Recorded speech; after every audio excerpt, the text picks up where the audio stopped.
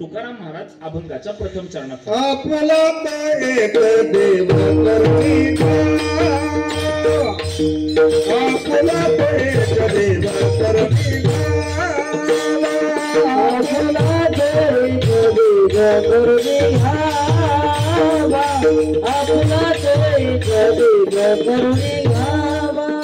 आपला एक देव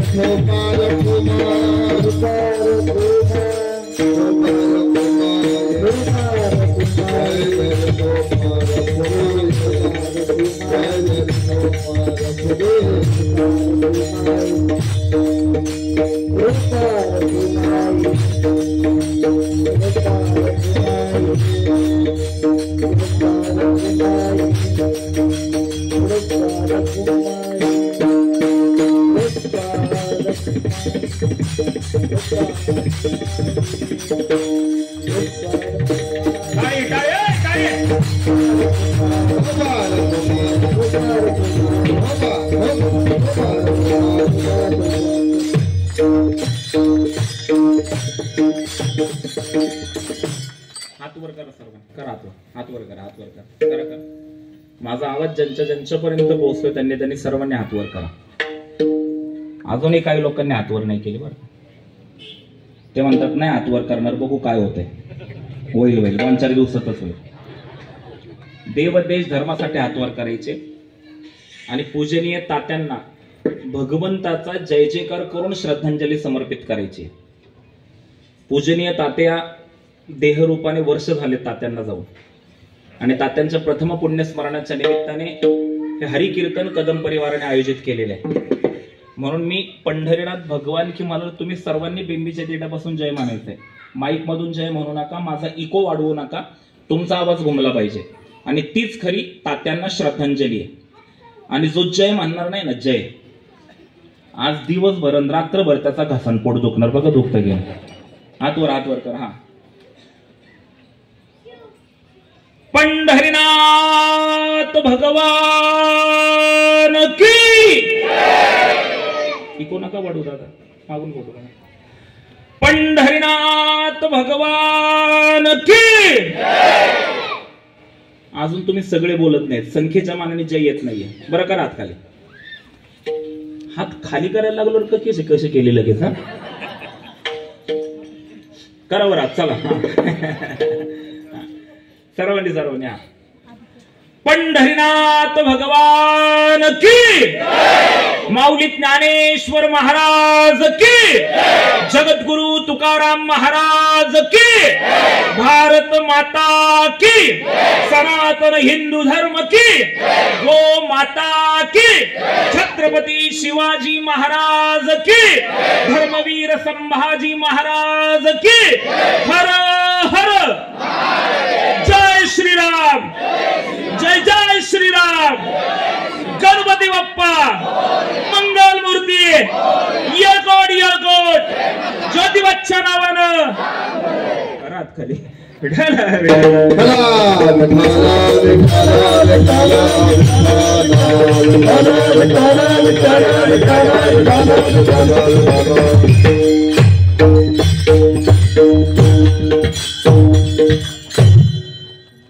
झाला. अजून एक 15 मिनिट घेतो मी आपले.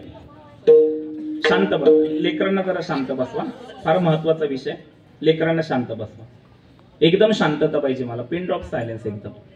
एकदम शांतता. तर कीर्तन समजेल. अजून 15 मिनिट फक्त. तुकाराम महाराज म्हणतात तुम्हाला सुखाश्रित सुख प्राप्त करायचं असेल, बसा. नंतर बसा. एक 15 मिनिट फक्त बसा. सर्वांनी बसा. फार चांगला प्रसंग आहे. जगद्गुरु तुकोबाराय म्हणतात तुम्हाला सुखाश्रित सुख पाहिजे असेल तर तुम्ही देवाला आपलंसं करा. कारण की देव सुखरूप आहे. हे पहा, दुःख आहे ना, हे देवापासून संतांपर्यंत आणि संतांपासून आपल्यासारख्या माणसांपर्यंत प्रत्येकाच्या जीवनात दुःख आहे. भगवंताकडे काय विशेष आहे? भगवंत हा सुखरूप आहे. तुकोबाराय म्हणतात तुका म्हणे माझे हेची सर्व सुख पाहिन श्रीमुख आवडीने. माऊली ज्ञानोबाराय म्हणतात सर्व सुखाचे आगर बाप रुखमा देवीवर. महाराज विचारतात सुखरूप ऐसा दुजा कोणी सांगा, माझ्या पांडुरंगा सारी का तो. पांडुरंग परमात्मा सुखरूप आहे. का देवाला आपलंसं करायचं? कारण की देवाच्या जीवनामध्ये दुःख होतं तरी देवानी आपल्या जीवनातली सुखरूपता येता किंचितही संपून दिली नाही, ढळून दिली नाही, म्हणून त्या देवाला आपलंसं करायचं. खरं तर आता देव कोणाला म्हणायचं त्याच्यापासून शहरासारख्या ठिकाणी चर्चा होतात. शहरामध्ये आपल्याला जास्त कोण शहरामध्ये लोक पाहायला मिळतात. 2 प्रकारचे वर्ग आहेत. एक आस्तिक लोकांचा आहे आणि एक नास्तिक लोकांचा आहे. जे देवाला मानतात, एक 10 मिनिटं फक्त शांत बसा. 10 मिनिटं. जे देवाला मानतात, लेकरांना पण शांत बसवा. जे देवाला मानतात त्यांना आस्तिक गेले का काय घरी तुम्ही? एवढा. जे देवाला मानतात त्यांना आस्तिक म्हणतात आणि जे देवाला मानत नाहीत त्यांना नास्तिक म्हणतात. मला असं वाटतं the man is thinking animal. माणूस हा विचारशील प्राणी आहे. माणसाने विचार केला पाहिजे. मी थोडासा विचार केला तर मला असं वाटतं की या जगामध्ये कोणीही 100% आस्तिक नाहीये आणि कोणीही 100% नास्तिक नाहीये. माणसाच्या आयुष्यातील प्रतिकूलतेवर आणि अनुकूलतेवर त्याच्या जीवनातली आस्तिकता आणि नास्तिकता ठरलेली असते. पण तसंही देवाला विसरलेले लोक आपल्याला पाहायला मिळतात. विसरणं हा माणसाचा स्वभाव आहे. एकदा काय झालं, 3 बायका एकत्र बसल्या. माता भगिनी, मी तुमच्या लेकरासारखा भावासारखा. 3 माता भगिनी 3 बायका एकत्र बसल्यात आणि असं म्हणतात बायका एकत्र आल्या की त्या 10 तास काहीच बोलत नाही. खोटं का बरोबर? खोटं. बाई एकत्र आली ती बोलणार नाही असं होतच नाही. 2 मैत्रिणी मुलांना सुट्ट्या लागल्या, मे महिन्यातल्या माहेरी आल्या. पोरं झोपली दुपारी. दोघींनी ठरवलं आता आपण आपल्या गावात जाऊ आणि काहीतरी खरेदी करू पोरं उठेपर्यंत. मे महिन्यातलं ते ऊन. त्या दोघी चालत निघाल्या. ते रण तोंड दोघींचं डोकं तापलं. ती म्हणली दुसरीला मी तुला सांगत होते ना ऊन उतरल्यावर जाऊ. ती म्हणली अगं पोरं उठतील, मग पोरांसोबत गेलं तर मग खरेदी करता येत नाही, मग आपण म्हणून आता आलो. म्हणले आता एवढं ऊन, एवढं माझं डोकं तापले, मला तर चक्कर येईल काही वेळानंतर. ती म्हणली काळजी करू नको, हे बघ रस्त्याच्या कडेलाच आंब्याचं झाड आहे, ऊन उतरेपर्यंत आपण आंब्याच्या झाडाच्या सावलीत बसू. म्हणून दोघे त्या आंब्याच्या झाडाच्या सावलीमध्ये बसायला गेलं. तेव्हा त्या आंब्याला सगळ्या कैऱ्या लागलेल्या होत्या. त्याच्यातली एक जण म्हटली बघ बरं एखादा पिकलाय का आंबा, म्हणजे आपण दगडाने खाली पाडू आणि खात बसू, ऊन उतरल्यानंतर पुढे जाऊ. त्यांनी त्या दोघींनी असं पूर्ण झाड फिरून पाहिलं, ते एकही आंबा पिकलेला नव्हता. मग दोघी ऊन उतरेपर्यंत त्या आंब्याच्या झाडाच्या सावलीत बसल्या आणि सावलीत बसल्याबरोबर त्यांच्या गप्पा चालू झाल्या. आणि गप्पा अशा ऐन रंगात आल्या आणि 2-2.5 तासानंतर 2 रसरशीत पिकलेले आंबे खाली पडले. बसले तेव्हा पिकले होते का आंबे? नव्हते पिकले. पण 2-2.5 तासानंतर पिकलेले आंबे खाली पडले. त्या दोघींना प्रश्न पडला, आपण जेव्हा झाडाच्या खाली बसलो तेव्हा एकही आंबा पिकलेला नव्हता, 2 तासात आंबे पिकले कसे काय? त्या आंब्यांना वाचा फुटली. ते आंबे बोलायला लागले, पिकलो पिकलो तुमच्या बडबडीमुळे पिकलो म्हणले. तशा त्या तिघी जणी बसल्या आणि बसल्यानंतर त्यांच्या गप्पा चालू झाल्या. एकदम इंटरेस्टिंग सब्जेक्ट, एकदम विषय भारी त्यांचा. ती पहिली म्हणली, आज आपण गप्पा मारू, आपले नवरे किती विसरबोळे ते बोलू. ती म्हणली, तुझ्यापासून सुरुवात कर. ती म्हणली, काय सांगू बाई, माझा नवरा इतका विसरू आहे, दुसऱ्यांकडून उसने पैसे घेतून द्यायलाच विसरतो. दुसरी म्हणली, तुझा नवरा काहीच विसरलो नाही, माझा नवरा इतका विसरलो आहे, दुपारी 12 वाजता जेवला तर 2 वाजता मला विचारतो मी जेवलोय का. म्हणले, मग तू काय करते? मी काहीच करत नाही, त्याचं खरकट ताट त्याला दाखवते म्हणजे त्याला वाटतं मी जेवलोय. आणि म्हणली, मी फार हुशार आहे, एखाद्या दिवशी जर रात्री मला जेवण बनवण्याचा कंटाळा आला तर मी त्याला दुपारच खरकट ताट रात्री दाखवते. कसली डॅम्बीज बाई, बघितलं का.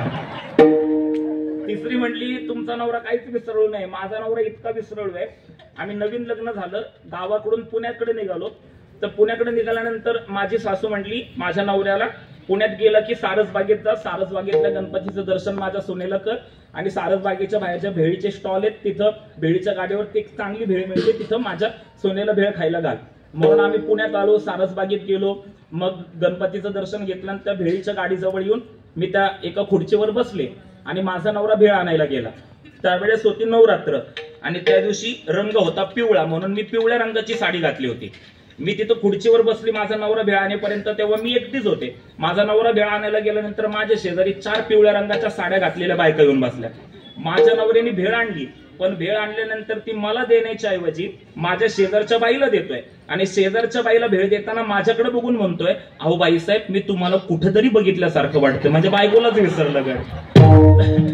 विनोदाचा भाग सोडा, इथं थोडंसं अध्यात्माकडे आपण जर पाहिलं तर एक बाई तिच्या नवऱ्याने तिला सोन्याची नथनी करून आणून दिली, म्हणून तिच्या मैत्रिणीला दाखवायला गेली आणि मैत्रिणीला सांगत होती, बघ माझा नवरा किती चांगला, माझ्या नवऱ्याचं माझ्यावर किती प्रेम, माझ्या नवऱ्याने मला सोन्याची नथनी करून आणून दिली. तिथून कबीर महाराज जात होते. कबीर महाराजांच्या कानावर ते शब्द गेले. कबीर महाराज बोलतायत, नथनी दिजिस यारने सुमरण बारंबार, नथनी दिजिस यारने सुमरण बारंबार, नाक दिया जिस यारने उसे भूल गई नार, उसे भूल गई नार. अगं बाई, ज्या नवऱ्याने तुला नथनी करून आणून दिली त्या नवऱ्याचं तू कौतुक करतेस, पण ती नथनी घालायला ज्याने तुला नाक दिलंय त्याला तू विसरलेली, आणि ती अवस्था आपली झालेली आहे. म्हणून तुकोबाराय म्हणतात की तुम्ही देवाला आपलंसं करा. विठ्ठल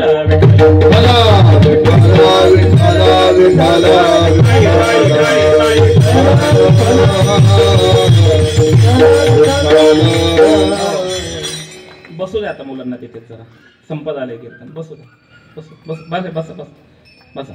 या महाराज पुढे तुम्ही बसा रे पोरांना तिथे, बसा खाली, बसा बसा खाली, बसा. म्हणजे पुढचा विषय घ्यायला मला. विठ्ठल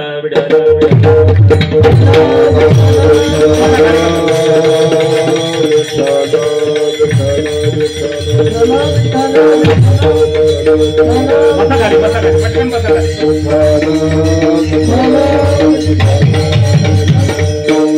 म्हणून देवाला आपलंसं करायचं. चला एक शेवटचा दृष्टांत सांगतो, कीर्तनाला पूर्ण विराम देतो. देवाला का आपलंसं करायचं? देवाच्या जीवनामध्ये दुःख आहे. तुम्ही रिझन सांगतो, तुम्हाला कारण सांगतो. देवाला का आपलंसं करायचं? देवाच्या जीवनामध्ये दुःख आहे, पण देवाने आपली सुखरूपता यथाकिंचित ढळून दिली नाही. बघा, देवाचे अनंत अवतार आहेत, त्याच्यातले आपल्याला 2 अवतार प्रिय आहेत, एक राम अवतार आणि दुसरा कृष्ण अवतार. राम अवतारातली एक गोष्ट तुम्हाला सांगतो. दुःख बघा बरं का, दुःख. माझ्या शब्दांकडे लक्ष द्या.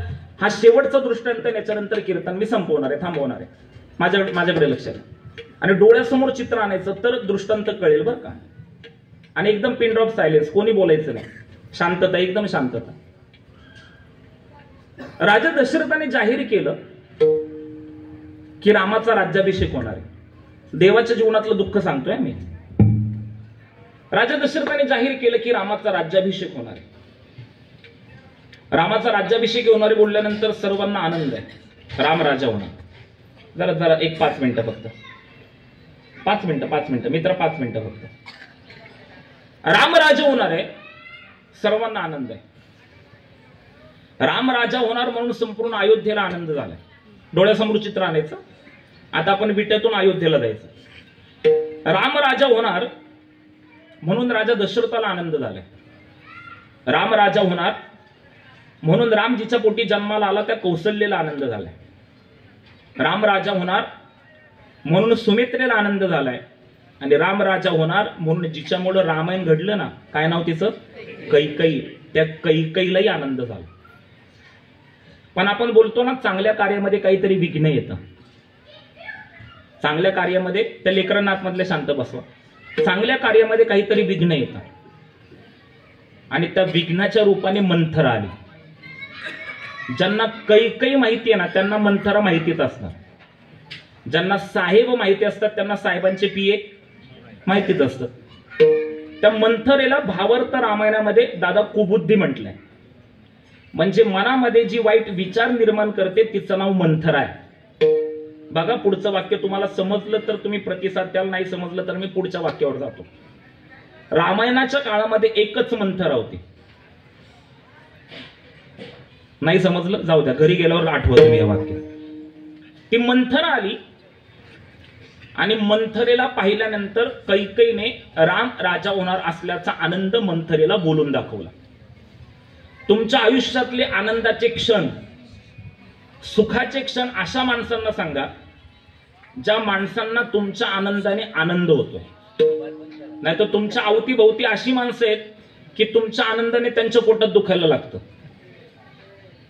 कैकईने मंथरेला पाहिलं आणि मंथरेला पाहिल्यानंतर कैकई बोलू लागली, मंथरा सुना तुमने, मेरा प्यारा बेटा राम राजा होने वाला है. कोण बोलतंय, बोला बोला.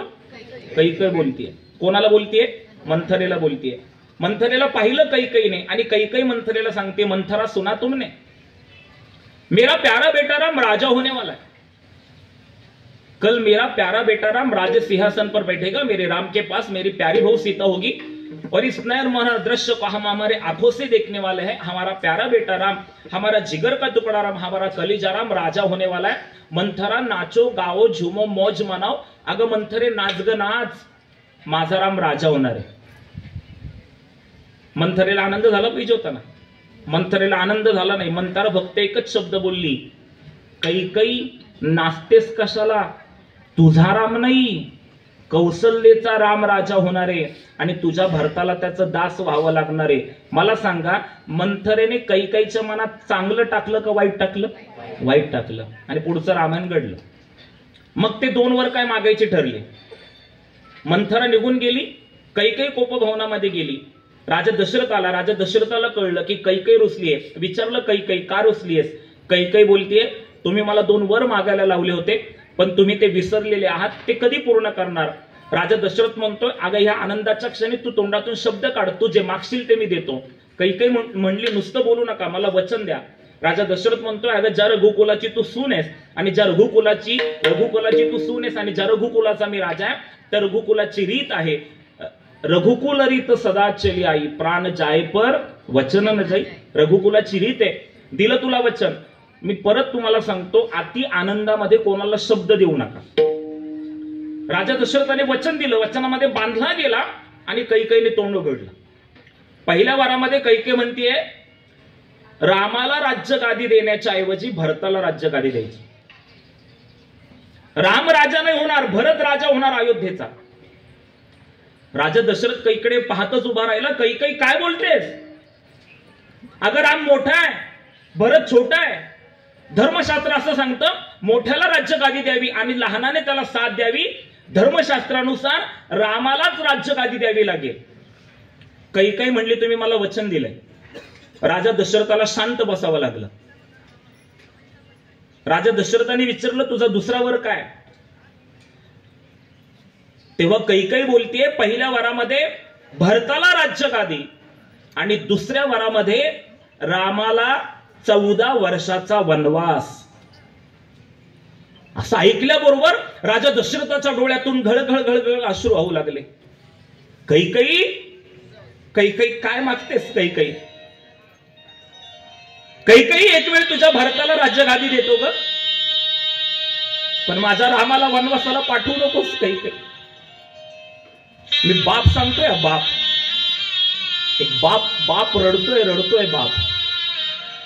आज कदम परिवारातील बापाच्या प्रथम पुण्यस्मरणाच्या निमित्ताने आपण इथं उपस्थित आहोत. आज तात्यांच्या तीनही लेकरांना वाटलं ना की आपले तात्या आपल्या समोर पाहिजेत, पण तात्या समोर दिसणार नाहीये. मगाशी मी आलो तेव्हा या तीनही भावंडांशी बोलत होतो. बोलताना तात्यांची तीनही लेकरं सांगत होते, आमचे तात्या फार सरळ स्वभावाचे होते हो, आमचे तात्या फार भोळ्या मनाचे होते हो. कोणी त्यांना बोललं ना तरी देखील त्याला प्रतिउत्तर कधी तात्या करत नव्हते. एवढा सरळ साध्या स्वभावाचा हा माणूस देहरूपाने आपल्यामधून निघून गेला. बाप काय असतो, बाप काय असतो. अरे आम्ही कीर्तनकार नेहमी सांगत असतो, आई मायेचा सागर असते. आणा आपल्या डोळ्यासमोर आपल्या बापाला. आम्ही कीर्तनकार सांगत असतो, आई मायेचा सागर असते, पण बाप जगण्याचा आधार असतो. अरे तो बाप घरामध्ये बसलेला असू द्या, पण एक त्याचा दबदबा असतो, त्याचा एक आधार असतो. असा बाप गेला ना की आयुष्यातील आधार वड हा कोलमडून पडतो मायबापाने.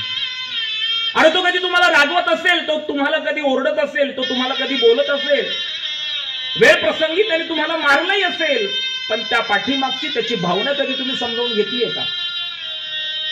आईच्या गळ्यात पडून तुम्ही रडू शकता, पण आपल्या लेकराला त्रास झाल्यानंतर कोपऱ्यात उभा राहून रडणारा बाप कधी तुम्ही पाहिलाय का? अरे बाप काय असतो. मी आळंदीमध्ये राहतोय. माऊली ज्ञानोबारांच्या जीवनातला प्रसंग मी तुम्हाला सांगतो. अरे विठ्ठलपंत आणि रुक्मिणी माता लग्न झालं.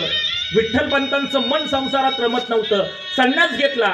संन्यास घेतल्यानंतर गुरु आज्ञेने परत गृहस्थाश्रम स्वीकारला. लोकांनी वाळीत टाकलं आणि ह्यांच्या संसार वेलीवर 4 फुलं उमलली. निवृत्ती ज्ञाना सोपाना मुक्ता. लोक निष्ठुर होती. लोकांनी ह्या लेकरांनाही वाळीत टाकलं आणि विठ्ठलपंतांना वाईट वाटलं, तरी आपण केलेल्या चुकीची शिक्षा आपल्या लेकरांना भोगावी लागते. धर्म मार्तंडांच्या समोर उभे राहिले आणि धर्म मार्तंडांना हात जोडून बोलतायत, मी केलेल्या चुकीची शिक्षा मला द्या, पण माझ्या लेकरांना, माझ्या निवृत्तीला, माझ्या ज्ञानाला, माझ्या सोपानाला, माझ्या मुक्तीला समाजामध्ये स्थान द्या. अरे आपल्या लेकरांच्या सुखासाठी धर्म मार्तंडांच्या समोर खाली मान घालून रडणारा विठ्ठलपंतांसारखा बाप आपल्याला विसरता येणार नाही. जा तुम्ही थोडंसं कृष्णावतारामध्ये. कंसाने 6 मुलं मारली. 7वा गर्भ योग मायेने नेऊन रोहिणीच्या उदरामध्ये घातला. भगवान श्रीकृष्ण प्रकट झाले. नामदेव महाराजांचा अभंग आहे, सोडा सोडा मिठी लपवा लपवा जग जेठी, झनी कंसासी कळेल माझ्या बाळासी मारेल, वसुदेवा चिंतामणी. बापाला चिंता लागली, आता माझ्या मुलाचं कसं होईल. आकाशवाणी झाली, मला पूर्ण गोष्ट सांगायची नाहीये. पाऊस पडत होता, यमुनेला पूर आला होता. भगवंताला टोपलीत घेतलं, डोक्यावर घेतलं. अरे पाणी वाढत होतं. ते पाणी बेंबीपर्यंत आलं, छातीपर्यंत आलं, गळ्यापर्यंत आलं, तोंडात जाऊ लागलं, नाकात जाऊ लागलं, डोळ्यात जाऊ लागलं. नाका तोंडात डोळ्यात पाणी जात असताना देखील आपल्या कानाला सुखरूपपणे आपल्या जीवाची पर्वा न करता गोकुळात पोहोचविणारा वसुदेवासारखा बाप आपल्याला विसरता येणार नाही. अरे बाप काय असतो. माता भगिनींनो, मी नेहमी एक वाक्य सांगत असतो. तुम्ही तुमच्या बापाला समोर आणा, डोळ्यासमोर. मी नेहमी एक वाक्य सांगत असतो, आईचं प्रेम लेकीवर असतं. माझं वाक्य तुम्ही पूर्ण करा. आईचं प्रेम लेकीवर असतं, पण लेकीचं प्रेम बापावर असतं, बापावर. अरे काय बाप, बाप काय. राजा दशरथ, कैकेयी बोलली पहिल्या वरामध्ये भरताला राज्यगादी द्यायची आणि दुसऱ्या वरामध्ये रामाला 14 वर्षाचा वनवास द्यायचा. असं बोलल्याबरोबर तो राजा दशरथ बोलू लागला, कैकेयी काय बोलतेस कैकेयी, एक वेळ तुझ्या भरताला राज्यगादी देतो ग, पण माझ्या रामाला वनवासाला पाठवू नकोस. कैकेयी तो राम नाही ग, माझा प्राण आहे, तो माझा प्राण आहे. बघा ना, राजा होणार होता प्रभू रामचंद्र, त्याच क्षणाला वनवास आहे. केवढं दुःख आहे. रामाला कळलं की आपल्याला वनवासाला जायचंय. प्रभू रामचंद्रांनी राजवस्त्र टाकून दिली, वल्कल धारण केली आहे. सीतामाईंना आणि बंधू लक्ष्मण सोबत आहेत. त्यागाचं मूर्तिमंत उदाहरण म्हणजे सीतामाई आहेत आणि लक्ष्मणजी आहेत. पतिव्रतेचं ज्वलंत उदाहरण म्हणजे सीतामाई आहेत. या तिघांनी वल्कल धारण केली. राजा दशरथाचा निरोप घेतलाय, कौशल्याचा निरोप घेतलाय, सुमित्रेचा निरोप घेतलाय, कैकेयीचा निरोप घेतलाय आणि राजमहालात आले प्रभू रामचंद्र. ज्या राजसिंहासनावर प्रभू रामचंद्र बसणार होते, राजसिंहासनावर बसल्यानंतर मुकुट परिधान करणार होते, त्या मुकुटाला, त्या राजसिंहासनाला नमस्कार केलाय आणि प्रभू रामचंद्र दुतर्फा गर्दीतून वनवासाला निघाले. प्रत्येक जण रामासाठी रडतोय, राम बचाव, रामा नकोस रे जाऊ, रामा नकोस रे जाऊ, राम तू राम नाहीस रे, आमचा प्राण आहेस. प्रभू रामचंद्र एक एक पाऊल टाकत होते आणि पाठीमागे प्रत्येक व्यक्तीची अवस्था अशी होत होती, कसा मला टाकून गेला राम, रामाविन जीव व्याकुळ होतो नाही जीवाचे आराम. इतकी व्याकुळता प्रत्येकाच्या अंतःकरणामध्ये होती. प्रभू रामचंद्र चालले होते वनवासाला, दुतर्फ गर्दी होती. कोणीतरी प्रभू रामचंद्रकडे पाहिलं, पण प्रभू रामचंद्र तर हसत चालले होते. त्याला वाटलं अरे देव हसत चाललाय, आपण ज्याच्यासाठी रडतोय तो हसतोय. तो प्रभू रामचंद्रांच्या समोर आला आणि प्रभू रामचंद्रांना म्हणतो, अरे रामा, रामा किती रे आनंदाचा क्षण होता. अरे तू अयोध्येचा राजा होणार होता, राम राज्य येणार होतं, म्हणून आम्ही आनंदी होतो रे भगवंता. तुझ्या अभिषेकाचा आनंद आम्ही साजरा करत होतो, राज्याभिषेक होणार होता देवा तुला. पण काय झालं, कसं नियती बदलली आणि आज तुला आमच्या समोर वनवासाला जावं लागतंय. भगवंता तू वनवासाला चाललायस, आम्ही तुझ्यासाठी रडतोय रे रामा. रामा हा वनवास एक दिवसाचा नाहीये, रामा हा वनवास एक महिन्याचा नाहीये, रामा हा वनवास एक वर्षाचा नाहीये. भगवंता तब्बल 14 वर्ष भगवंता तू वनवासाला चाललायस आणि तुझ्यासाठी रडतोय रे देवा. तू वनवासाला चाललायस तर चाललायस, पण हसत चाललाय, तुला दुःख झालं नाही का रे? आमच्याकडे पाहून तुला वाईट वाटत नाही का रे? आम्ही तुझ्यासाठी रडतोय, तुला दुःख झालं नाही का? तुला रडायला येत नाही का? तेव्हा प्रभू रामचंद्रांनी जे उत्तर दिलं ते ऐका. प्रभू रामचंद्र म्हणतात, अरे रडू तर कुठे पाहून रडू, मला दुःख झालं नाही असं वाटतं का? अरे पण रडू तर मी कुठे पाहून रडू? पाठीमागे पाहून रडायला गेलो तर बापाला वाईट वाटेल की माझा मुलगा माझं वचन पूर्ण करण्यासाठी निघालाय पण रडत रडत निघालाय. पुढे पाहून रडायला गेलो तर रावणाला वाटेल मला मारायला येणारा राम असा रडका कसं काय? वर बघून रडायला गेलो तर सूर्याला वाईट वाटेल की माझ्या सूर्यवंशामध्ये असा रडका राम कसा काय जन्माला आला. खाली पाहून रडायला गेलो तर सासूला वाटेल की माझा जावई असा रडका कसा काय. नाही रे रडू शकत, माझी गोष्ट संपली. मला फक्त एवढंच सांगायचंय की सुखाची जागा देवाच्या आयुष्यामध्ये दुःखाने घेतली, पण देव हसत हसतच वनवासाला सामोरा गेला. म्हणजे देवाने आपली सुखरूपता यत किंचितही ढळून दिली नाही. म्हणून तुकोबाराय म्हणतात, आपुला तो एक देव करुणी घ्यावा, तेने विन जीव सुख नो हे. देवाला आपलं न करता माईक पदार्थामध्ये गुंतात. तर दुसरं चरण, एरती माईके दुःखाची जनिती नाही आधी अंती अवसानी. मग देवाला आपलंस करण्यासाठी काय करायचं? अविनाश करी आपुली आईसे लावी मनापिसे गोविंदाचे. आणि असं केलं तर काय मिळेल? तुका म्हणे एका मरणेची सरे उत्तम चिवरे कीर्ती मागे ज्ञानेश्वर.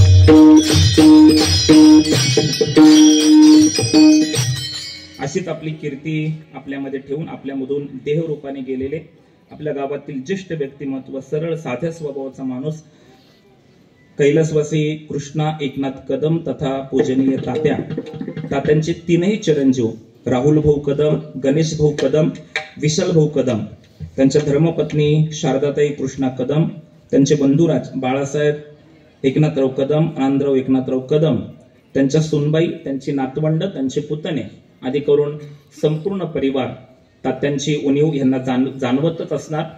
मी सुरुवातीला सांगितलं की आपल्या जीवनामधून आपली असणारी व्यक्ती जेव्हा आपल्याला सोडून जाते तेव्हा आपल्या जीवनामध्ये एक फार मोठी पोकळी निर्माण होते आणि तात्यांच्या जाण्याने ती पोकळी या कुटुंबामध्ये निर्माण झालेली आहे व या कुटुंबातील प्रत्येक सदस्याला तात्यांची उणीव क्षणाक्षणाला जाणवत असणार. पण तात्यांच्या पोटी कर्तृत्व संपन्न लेकरं जन्माला आली आणि कर्तृत्व संपन्न लेकरं जन्माला आल्यानंतर तात्यांनी जी शिकवण दिली ती शिकवण खऱ्या अर्थाने ह्या मुलांनी जोपासलेली आहे.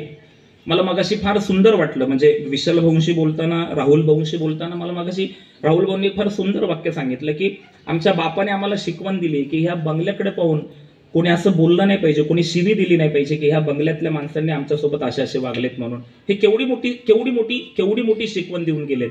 आणि तात्यांच्या ह्या प्रथम पुण्यस्मरणाच्या निमित्ताने मी तुम्हाला सगळ्यांना आवर्जून सांगेल. माझं अख्खं कीर्तन लक्षात नाही ठेवलं तरी चालेल, पण माझं हे शेवटचं वाक्य लक्षात ठेवा आणि तीच खऱ्या अर्थाने तात्यांना श्रद्धांजली ठरेल. तुमच्या पुढच्या पिढीला, तुमच्या सर्वांच्या पुढच्या पिढीला संपत्तीचं वारसदार बनवण्यापेक्षा संस्कारांचं वारसदार बनवा, ती फार मोठी गरज काळाची आहे. आणि जेव्हा तुम्ही संस्कारांचं वारसदार आपल्या लेकरांना बनवाल ना, तेव्हा खरंच सुख असं चालून येतं. आणि संस्कारांची शिदोरी तात्यांनी आपल्या 3ही लेकरांना दिली. तुमच्या सर्वांच्या उपस्थितीमधून कदम परिवाराच्या सामाजिक बांधिलकीचं दर्शन घडतंय. लोकांना वेळ नाही एकमेकांकडे जायला, पण तुम्ही इतक्या मोठ्या संख्येने तात्यांच्या प्रथम पुण्यस्मरणाच्या निमित्ताने आणि कदम परिवाराच्या या कार्यक्रमामध्ये सहभागी होण्यासाठी उपस्थित राहिलेला आहात. अरे आपण एखाद्याच्या दुःखामध्ये सहभागी झालो तर एखादा व्यक्ती आपल्या दुःखामध्ये सहभागी होतो. आपण एखाद्याशी चांगलं वागलो तर समोरचा माणूस चांगला वागतो. आपण एखाद्याशी प्रेमाने बोललो तर समोरचा माणूस प्रेमाने बोलतो. तुम्ही जे द्याल तेच तुम्हाला रिटर्न मध्ये मिळतं. कदम परिवाराने समाजाला प्रेम दिलं म्हणून आज इतका मोठा समाज तात्यांच्या प्रथम पुण्यस्मरणाच्या निमित्ताने आलेला आहे. पितृछत्र हरपल्याचं दुःख या 3ही भावंडांना आहे आणि साहजिक आहे, पण शेवटी उपजेते नाशे हा सृष्टीचा नियम आहे. आणि त्या अनुषंगाने तात्या देहरूपाने आपल्यामधून गेलेत, पण तात्यांच्या स्मृती हे आपल्यामध्ये सातत्याने आहेत. म्हणून आपल्या सर्वांच्या वतीने तात्यांना भावपूर्ण श्रद्धांजली समर्पित करत असताना आपण सर्व उपस्थितांच्या वतीने, विशेष करून मला विशाल भाऊंनी श्री क्षेत्र आळंदीवरून या ठिकाणी आमंत्रित केलं. अतिशय सरळ स्वभावाची ही 3ही भावंड आहेत. विशाल भाऊंनी मला या ठिकाणी आमंत्रित केलं म्हणून वारकरी संप्रदायाचा पाईक होण्याच्या नात्याने आणि वारकरी संप्रदायातील थोर सत्पुरुष सद्गुरू अमृतनाथ स्वामी महाराज परंपरेचा पाईक होण्याच्या नात्याने आणि त्या आळंदी स्थित मठाचा मठाधिपती होण्याच्या नात्याने, त्याचप्रमाणे झी टॉकीजला जे आपण कीर्तन पाहता, सकाळी गजर कीर्तनाचा, संध्याकाळी मन मंदिरा या दोन्ही कार्यक्रमाचा वरिष्ठ मार्गदर्शक होण्याच्या नात्याने, त्याचप्रमाणे महाराष्ट्रातील 18 वर्षावरील 1,500 अनाथ मुलांचं संगोपन करणारी आमची संस्था आहे तर्पण फाउंडेशन नावाची संस्था, तिच्या वतीने आणि आपल्या सर्वांचं श्रद्धास्थान कैवल्य साम्राज्य चक्रवर्ती संत श्रेष्ठ ज्ञानेश्वर महाराज देवस्थानचा विश्वस्त होण्याच्या नात्याने मी पूजनीय तात्यांना भावपूर्ण श्रद्धांजली समर्पित करत असताना एवढंच म्हणेल की तात्या, स्मृतीत तुमच्या मिळेल स्फूर्ती, गाईल रसना तुमची कीर्ती, भाव फुले ही तुम्हा अर्पण, चरणी तुमच्या शतशः वंदन. जय विठ्ठल भजन होईल, आरती होईल. आरतीसाठी 3ही भावंडांनी इथं घ्यायचंय आणि त्याच्यानंतर फुलं जी आहेत ती फुलं आपण उधळणार नाही आहोत. आपण ती फुलं तात्यांच्या प्रतिमेला समर्पित करणार आहोत.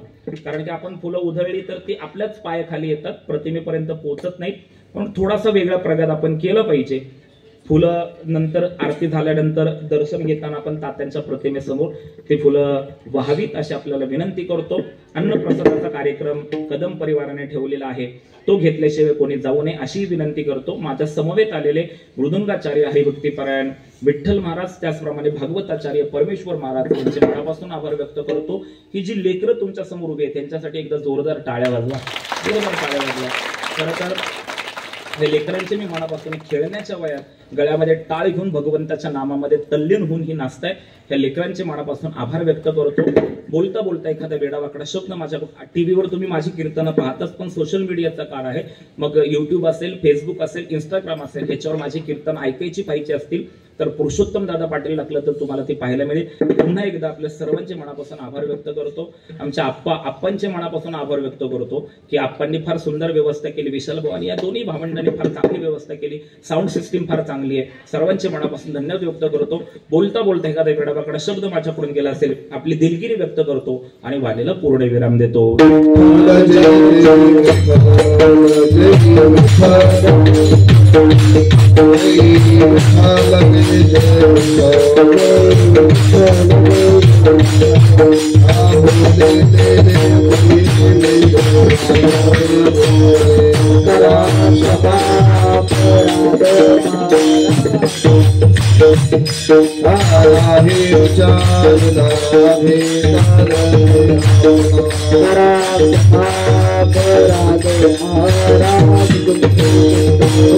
मने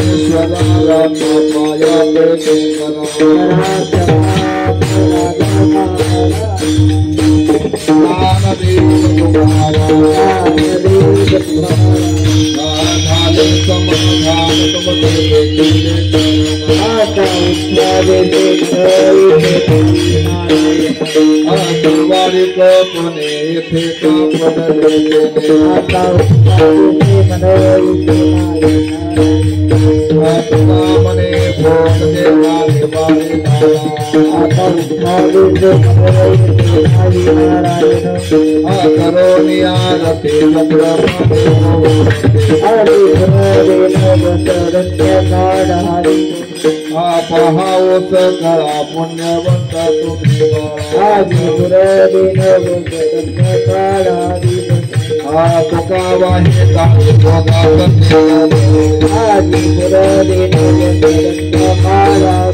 प्रेम सप्रेमारते गोविंदा ते वो बाळते बाळा प्रधाने बुद्धा वो बाळते परमानंद नामा म्हणे केशवासे कोणी राही लोक भारती ज्ञान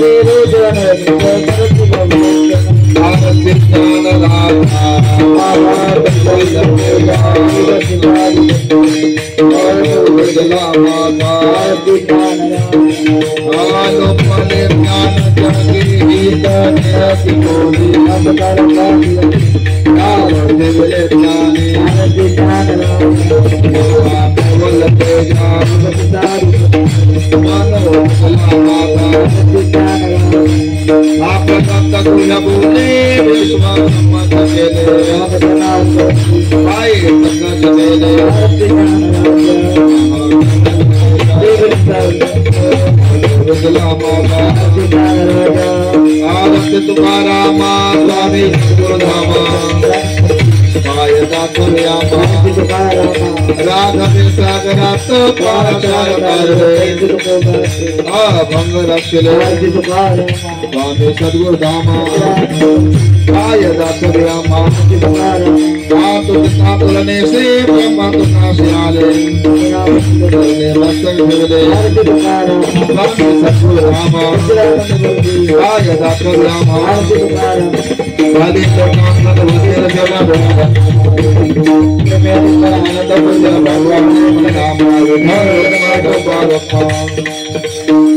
चुभावे माझ्यास पंढरीचा वार करी संत संग सर्व काळ पंढरीचा वार करी चंद्रभागे स्नान पंढरीचा वार करी मागणे ते तुझा प्रत्य आहे या संतास निर्विहेची मज दे तुका म्हणे आता उदार तो होई या संतास निर्विहेची मज दे ज्ञानदेव तुकाराम